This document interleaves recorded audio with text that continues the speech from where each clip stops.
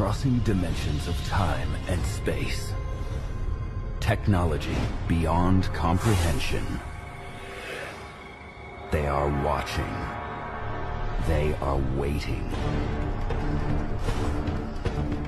They are already here.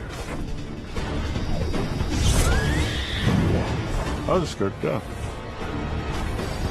It wants us, let's go, let's go, let's go.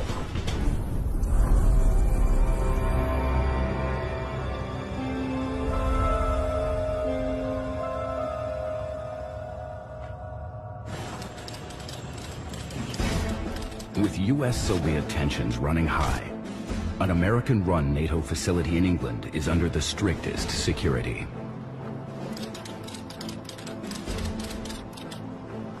U.S. Airmen Jim Peniston and John Burroughs patrol the base perimeter in a vast wooded area known as Rendlesham Forest. My rank was Airman First Class. I was a law enforcement specialist. My job at RF Woodbridge was in charge of base security. It was a heightened time of the Cold War. I got a call on my radio. There was this sense of urgency in the security controller's voice. So we were heading down the Eastgate Road to check the gate to make sure it was secure. Eastern Radar reported that there was an unidentified bogey on the screen about 15 minutes before.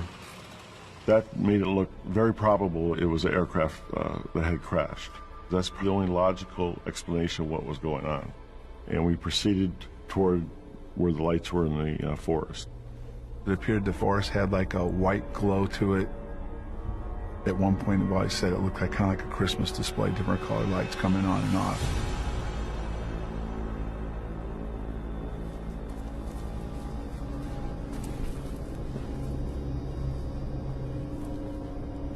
As we got up to the tree line, the whole situation changed.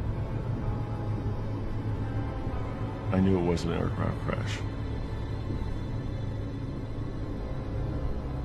It was void of things such as the smell of burning fuel, the noise the fire creates in the woods. Our radio started to break up, and that was unusual.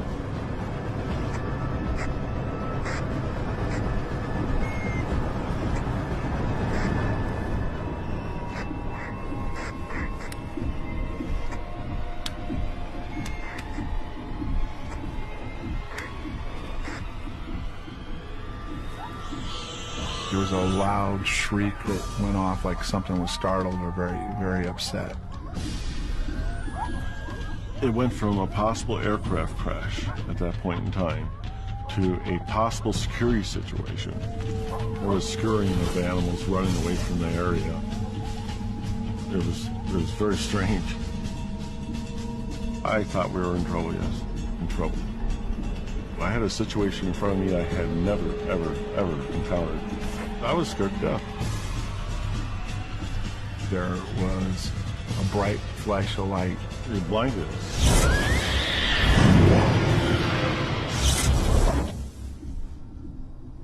As I started to get up off the ground, what formed was a silhouette of a triangular craft that was probably about 20 feet in front of me. I was just totally perplexed by it. As I walked up closer to it, I could feel electricity jumping like on my clothing and skin, hair.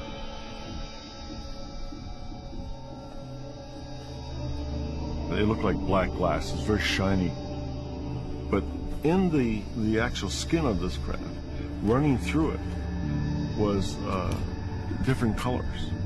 There would be globs of whatever, blue and orange. I was looking for crew compartments, intake, exhausts. It wasn't aerodynamic. I mean, it had no flaps. It didn't have anything that normal aircraft would have to fly. I paced off the side of the craft and measured about 9 feet long, about 6.5, 7 feet high. And as I started walking around it, though, I got a glimpse of some type of writing on it. My first reaction was, oh, thank God. It's going to say United States Air Force on it. It's going to say NASA on it. And to my disappointment, it wasn't writing. It was like glyphs, pictorials on the side, which made it even more of a mystery. These glyphs they measured about 3 feet long and about 5-6 inches high. I ran my hand across. It was like sandpaper. It was very rough to touch. There was a larger one above it, a large circle with a triangle in it, and I touched that one. You can see anything around me, all I can see is this bright, intense white light. They didn't stop. The intensity of it did not stop until I took my hands off of it.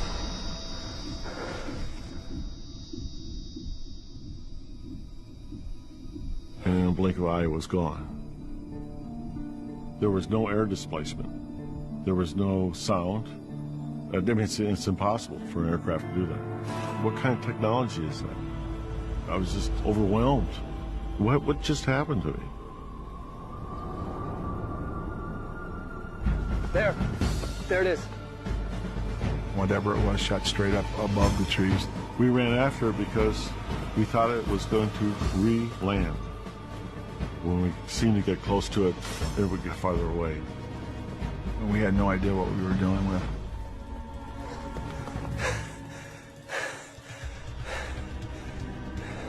Security Patrol 1, please report. 10-4 East Gate. Returning on foot. Whatever it was departed out towards the coast. We were pretty amazed what we had just seen happen. John and I were discussing, like, how can we explain this? How can we go back and tell them all that we have seen? Why are you drawing that? Well, I'm drawing what we saw. Well, I didn't see that. What do you mean you didn't see that? You're with me. I didn't see that.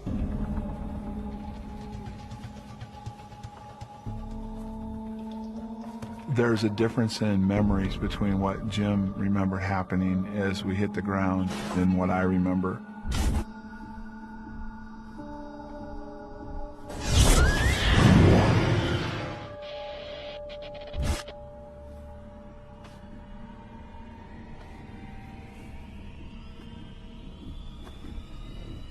What I saw was a red oval type sun-like object.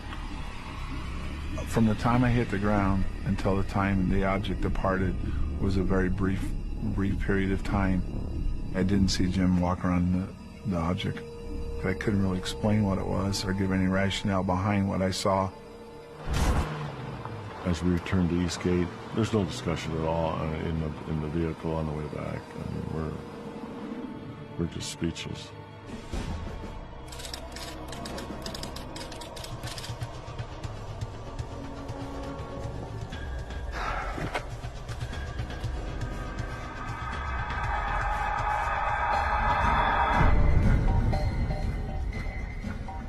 What time you got?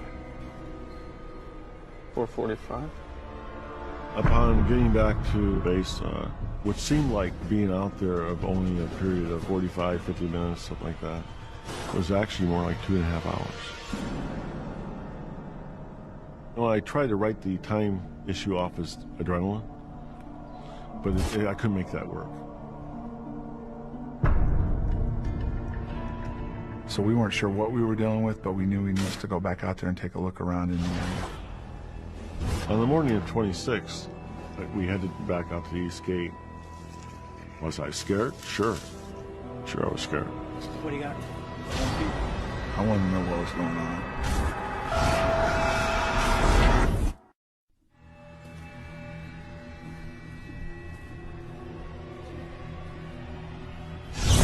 After witnessing a mysterious craft in England's Rendlesham Forest, U.S. Airmen Jim Penniston and John Burroughs are missing time, and their memories don't match up. I had no idea what we were dealing with. I had nothing to compare what I was seeing to anything that I've ever seen before.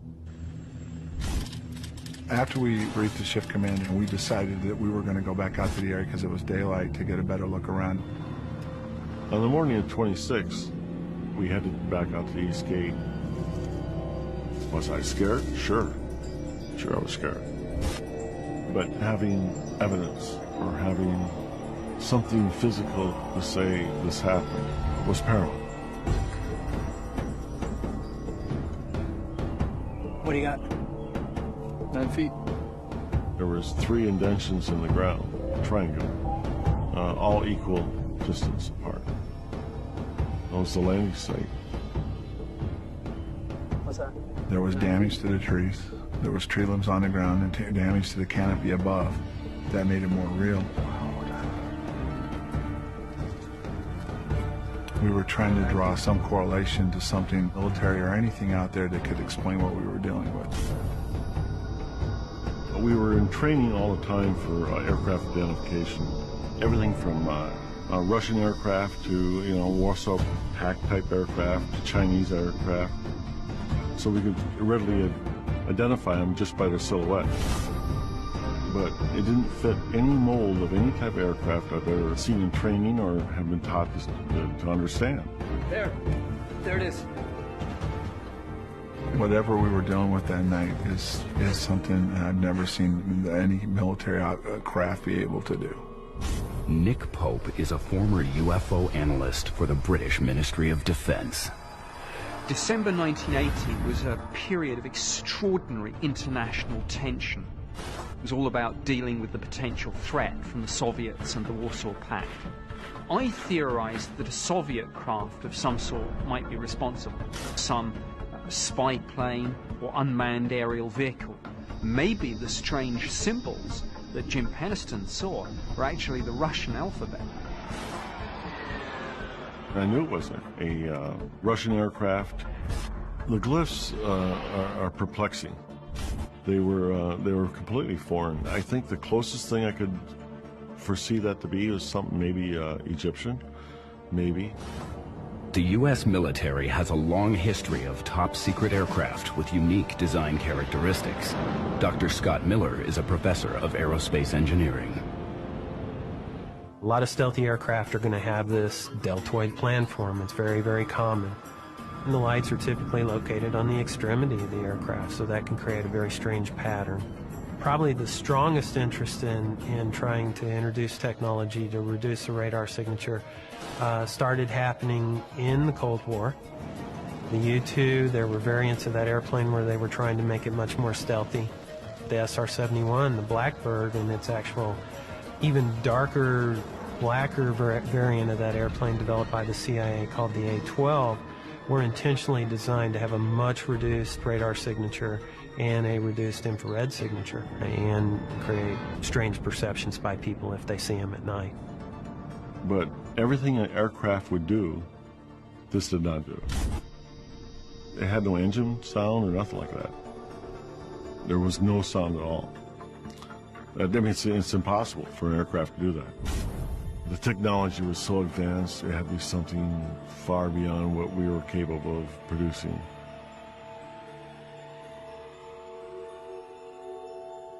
When I finally got to bed, I was having trouble sleeping. I was very agitated.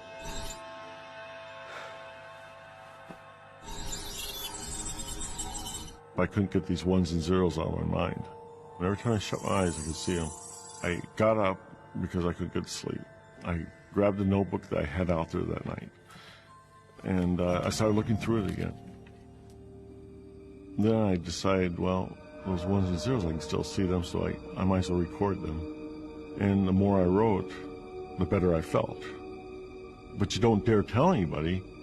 What if I told my commander that? The part about the ones and zeros. I'm sure they would have thought it was a breakdown. It would have been a career ender. I retired the notebook. I put it away.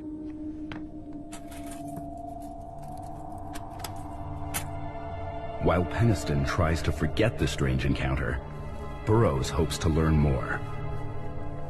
2 nights later, he returns to Rendlesham Forest with a group of airmen led by Lieutenant Colonel Charles Halt. There was more activity outside Woodbridge Base. The on-duty flight at the time again saw strange lights in the woods. Colonel Halt was selected to lead a group of guys out into the forest to try to make sense of what was going on. Hazard a guess. Colonel Hall at the time was the deputy base commander for the 81st Tactical Fighter Wing at RAF Bentwaters. He was second in command for the base. I just wanted to know if it was back again or what we were dealing with. I was looking for a rational explanation. Colonel Halt brought one of his little microset recorders with him. He was doing little short clips on what they were dealing with. Almost pulsating. He said they had seen strange lights in the sky flying around, and he pointed to two that looked like they were like doing a grid search. All of a sudden, in front of us, we had a blue transparent light come streaking towards us. And then a white object kind of appeared up above and then floated down and was sitting out there in the distance. I asked him for permission to go towards it to see if I could get a closer look. Yeah, go. Go with it. As we started going towards it, it appeared to start to come towards us.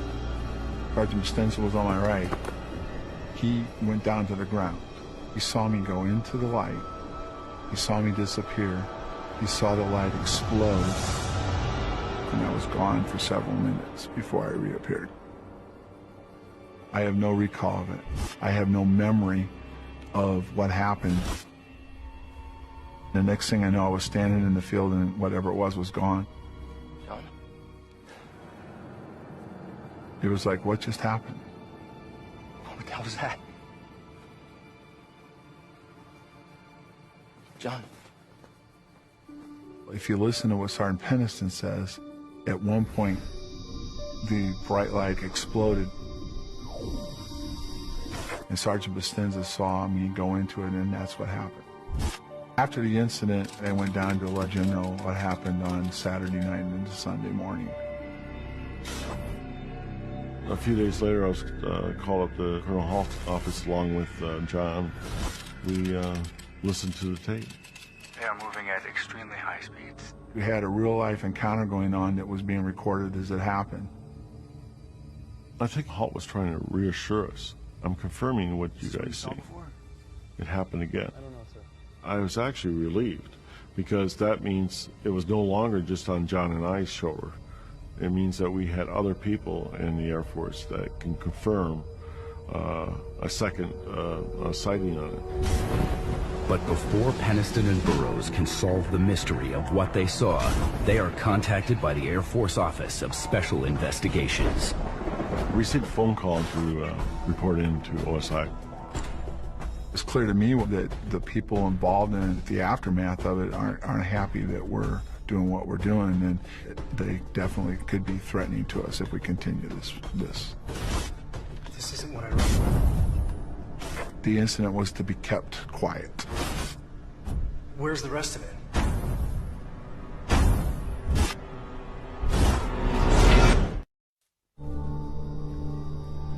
In December of 1980, Jim Peniston and John Burroughs witness an unusual craft in Rendlesham Forest.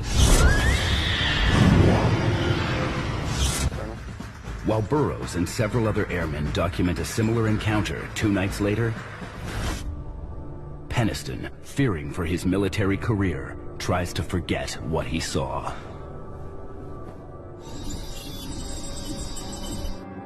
I was very concerned that there was going to be a further investigation, more prying into this situation. I received a phone call to report in to OSI the following day. They wanted me to write a full statement. They were very adamant and clear about it. They said, you write exactly what happened out there, everything. I was intimidated. They are serious. I mean, they told me that, you know, either I cooperate with them, tell them everything, or that's it. The career, it's done. And I said, well, am I going to lose my job over this? And they said, no. They said, we want you to explain everything as it happened, and then it's over with. Exactly what I wanted. I wrote a 4-page handwritten account of what happened. I told him about the flash of light, told him I had contact with the craft.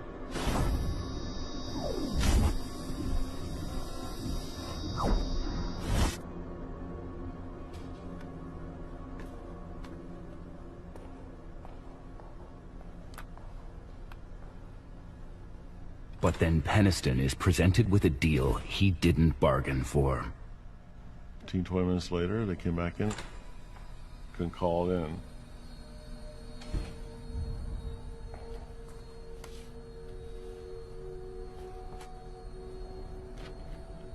They have a type page, about a quarter of a page, maybe a little longer. They made me read it, I think it was 2 or 3 times. So it was very sanitized. It was very generic. They says, and this is the official story, the official account that you tell anybody that asks about this. This isn't what I wrote. Where's the rest of it? I thought that we had a code of conduct and honor, and you know, you wouldn't write false statements or nothing like that. I didn't like it.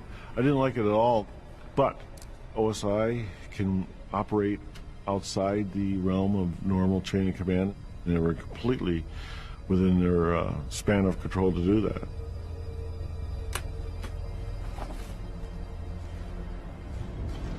It did not sit well, but orders are orders. That's how it works.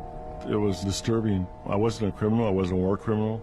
And that's the way they were treating me, like I was a captured spy or something. I think the government knows this is of significance. I believe that they don't want the public to know.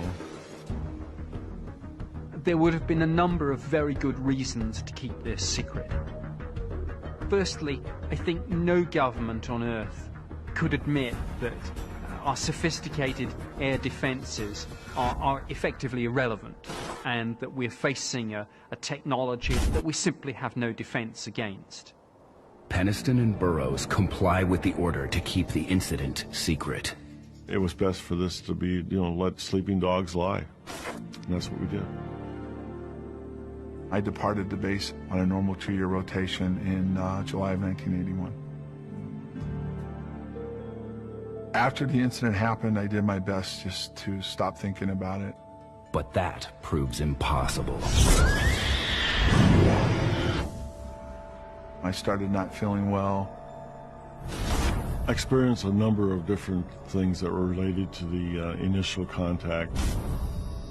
I started experiencing dizziness. I was having inner ear problems and balancing problems.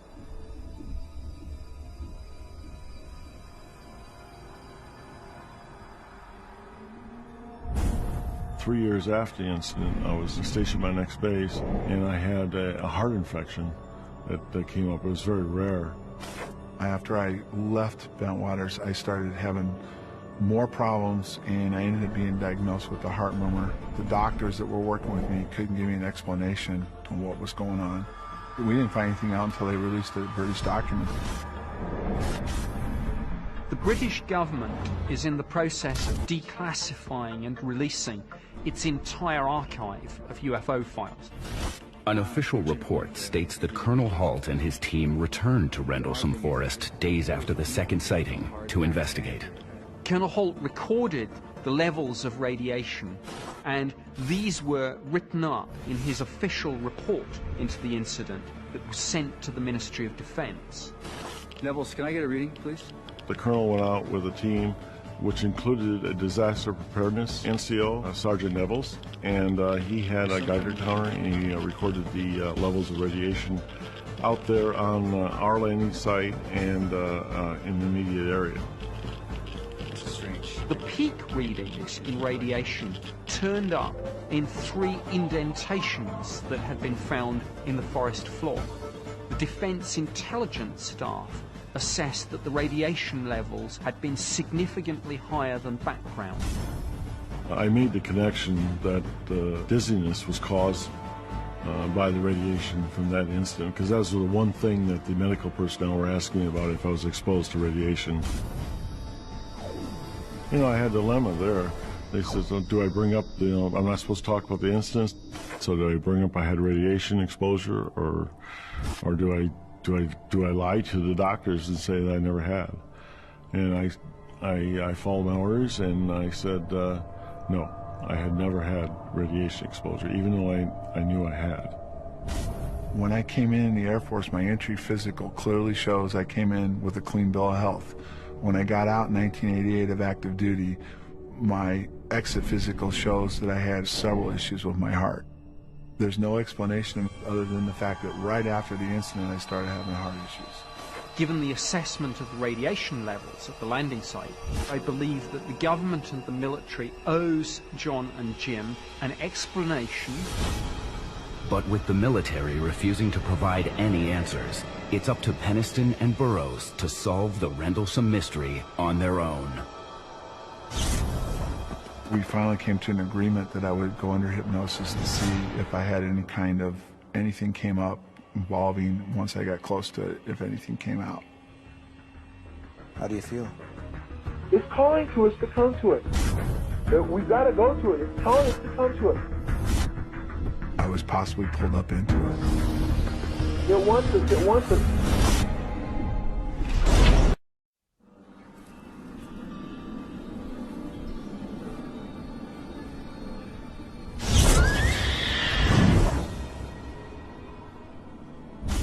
Following an encounter with a mysterious craft in Rendlesham Forest,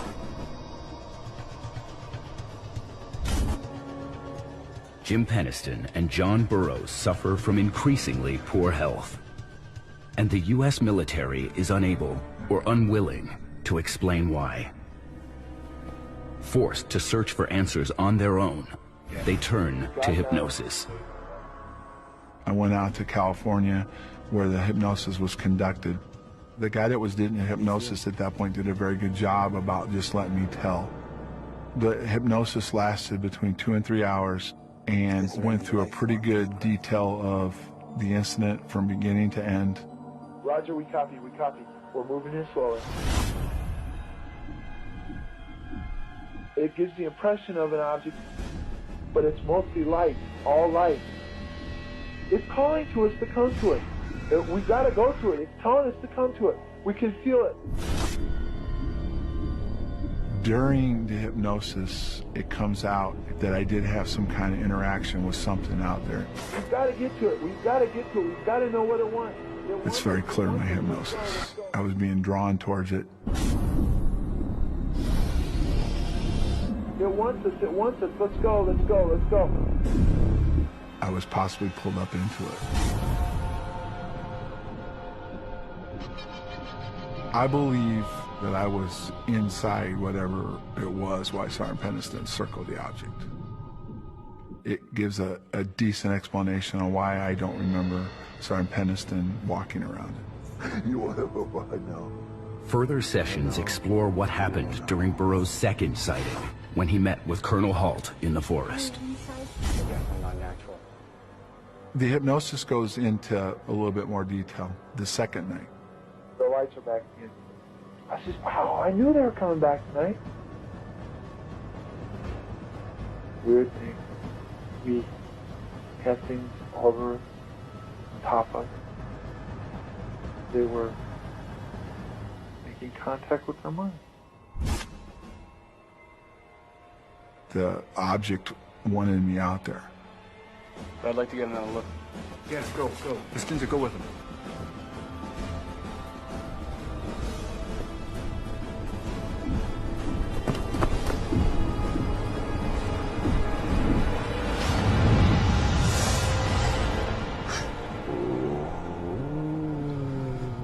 What is it, sweetheart? I'm in something. What are you in? Don't know. My mind is in something. Okay. I believe that I did end her something. That I was inside. Whoa! It's all right, sweetheart. What is it? Oh, there was like 20 of them. What do they look like? Little specks of blue lights. Okay. I have contact with something from somewhere else. I'm having a dialogue with them. What are they? It's all right. Oh, they're coming at me. Now it's getting bigger and bigger, like milky white. object or substance.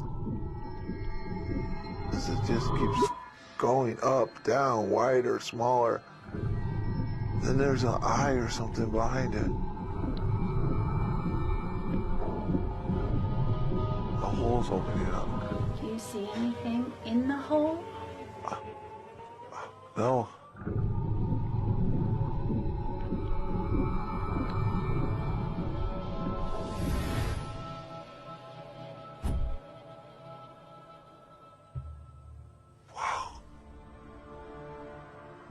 What does the hole mean to you? Clearly I had some kind of interaction with an intelligent something. Dr. Mark Schneegert specializes in astrobiology and the search for intelligent life beyond Earth. Life originating someplace else in the solar system or the galaxy and being either accidentally or purposefully brought to Earth is in the realm of possibilities. Intelligent life on another planet could be very different than intelligent life on Earth. The organisms may not have hands and eyes. They may not walk and talk like we do. They may use their intelligence in different ways to be successful. But it's much harder for us to conceive of and much harder for us to look for because we have no examples. I'd never seen a UFO prior to this, so I had no way to know whether it was possible or not. Like John Burroughs, Jim Peniston remains haunted by the events of December 1980. Before that night, my perception of UFOs, meaning that ET, alien, that kind of thing, they never existed. I mean, we were safely alone in the universe. Then it all changed coming out of that woods that night. I was only getting maybe 2 to 3 hours sleep a night. So that's when it was suggested that I get a psychiatrist and maybe help me with the sleep disorder. During my hypnosis, there was a large jump in time from the time of being out in the woods. His therapist is unable to penetrate beyond the moment Peniston touched the craft. Stuff that I just can't remember. And she says, something traumatic happened to you.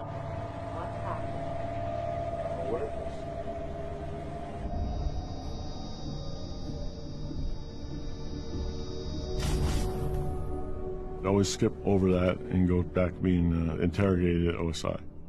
No matter how she tried, she couldn't break that.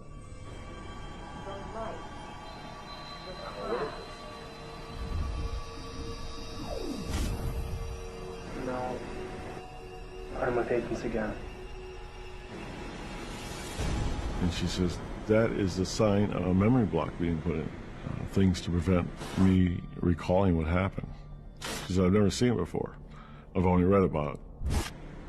All I remembered was the first time I went in the OSI building and gave my initial statement and wrote it all out. You just can't talk. You can't tell them. What happened?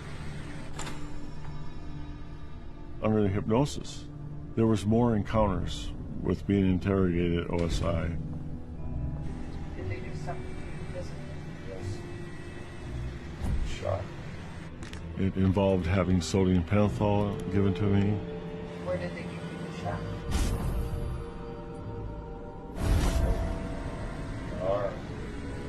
Sergeant.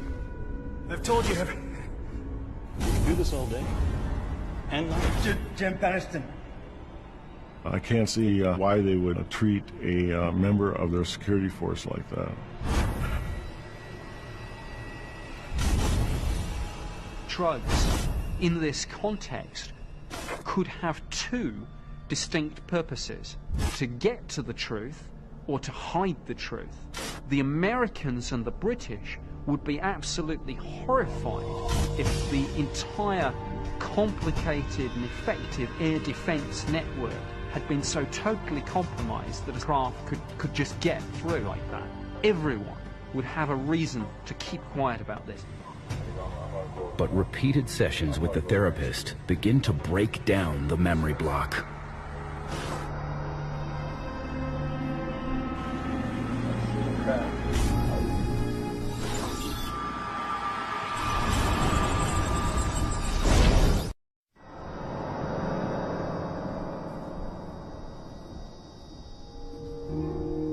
years after an encounter with a strange craft in Rendlesham Forest, Jim Peniston undergoes hypnotherapy and discovers a memory block. Repeated hypnosis sessions reveal he was involved in a second unsettling interrogation at OSI.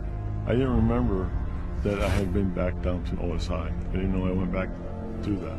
And they look to the night of December 25th, 1980, for answers. The only thing that I couldn't recall was the 45 minutes out in the woods, where I would jump to the being back at the main base. Looks like red. I can't read it.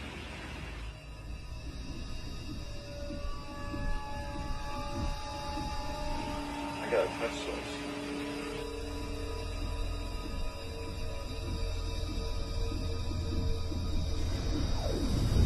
You touch the glyph. What's happening? I see the craft. It's a white light.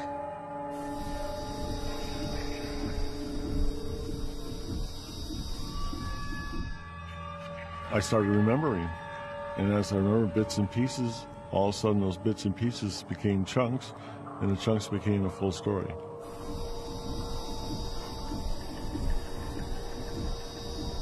Their mission is contact with us.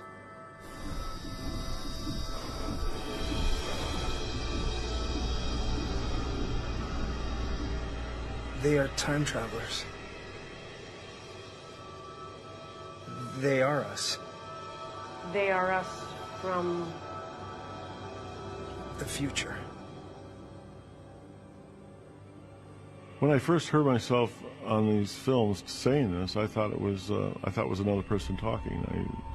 If it was all in disbelief because it's beyond my thinking, that kind of stuff. What I knew about time travel to that point was a movie that came out in 1960 called The Time Machine by H.G. Wells. That was it. Is time travel anything more than just fantasy? Dr. Ron Mallett has dedicated his career to studying the controversial theory of travel through time. Time normally flows in a linear way from the past to the present to the future.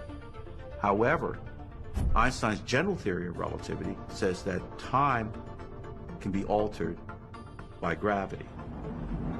The stronger gravity is, the more time will slow down. Black holes can be thought of as sort of natural time machines because a black hole causes an extreme bending of space, it causes an extreme bending of time. This means that the closer you get to a black hole, gravity is getting stronger and time is slowing down. So if you get near the edge of a black hole, time comes nearly to a halt. If I can twist time into a loop, then I can go from the past to the present to the future by using light, circulating light. You can cause a twisting of space, and this twisting of space can lead to a twisting of time. One can only go back in time to the moment that the device was created. It's the device that creates the effect. I actually did not think the time travel was possible, but I'm starting to wonder if it's the only explanation. Through hypnosis, Peniston uncovers one more buried memory. The light was just a constant light. It whited everything else out. I couldn't see anything else. And then all I seen was ones and zeros coming out. It was like crazy. I can see the binary code. During that hypnosis is the first time I heard the words binary code. And it was done in the context of when they asked what I was seeing, I respond by saying, I can see the binary code. Alexander Furwarn is a professor of computer science. Binary is a mechanism for encoding a language. In a sense, a human language like English is a code, right? So we're encoding ideas into that language. Binary simply lets you do it in a different way. Binary code is commonly used to encode secret messages. Around 1980, binary was not well known. We were in the process of putting our toe into the binary computation for the home market. Looking at Jim Peniston, I'm not sure I see here a guy who, back in 1980, would have been able to write binary code. He's not a mathematician. He's not a cryptographer. He doesn't know binary code. But during the hypnosis, I actually call it binary code. And I said, this binary code is from time travelers, it's from the future, and these people are us.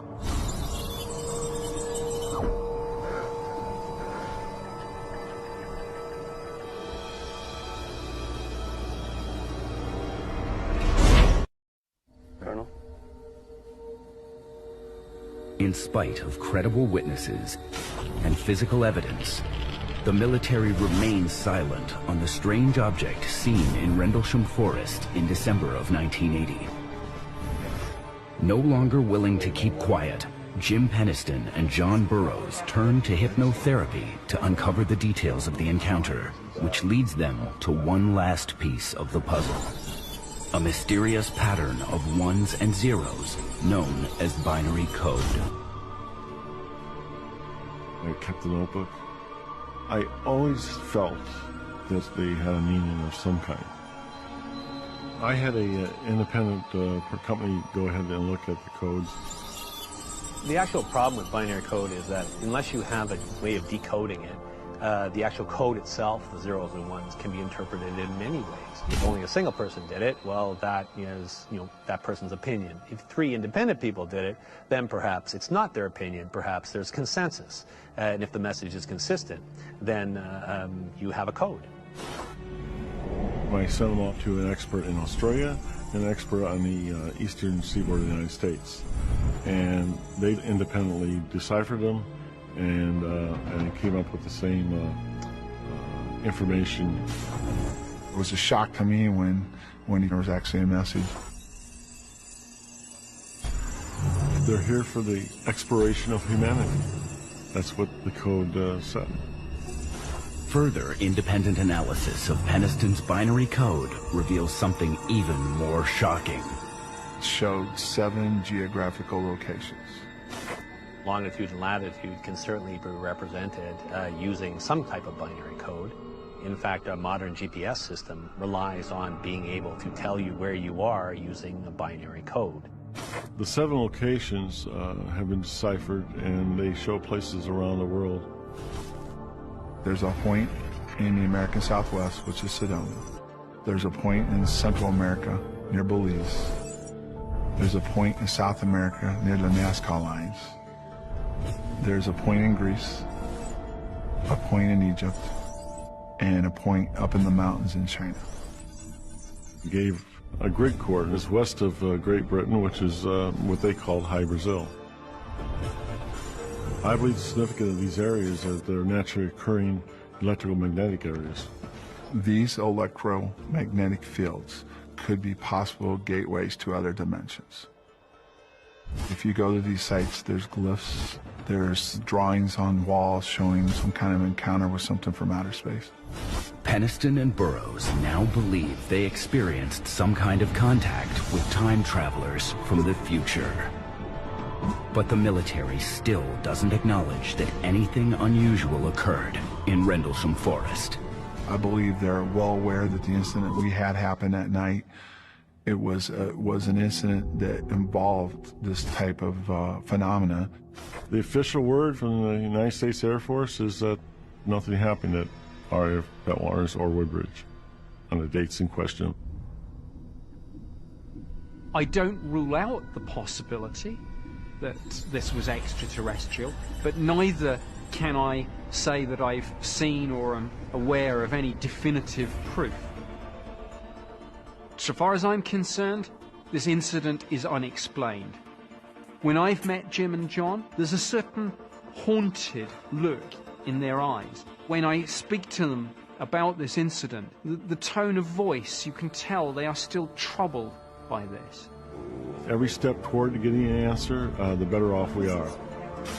I'm more concerned about closure. finally understanding what we encountered in the field back in December of 1980. When we find the answers and what it was, it ends for us. We want our involvement with the incident to stop. That's all.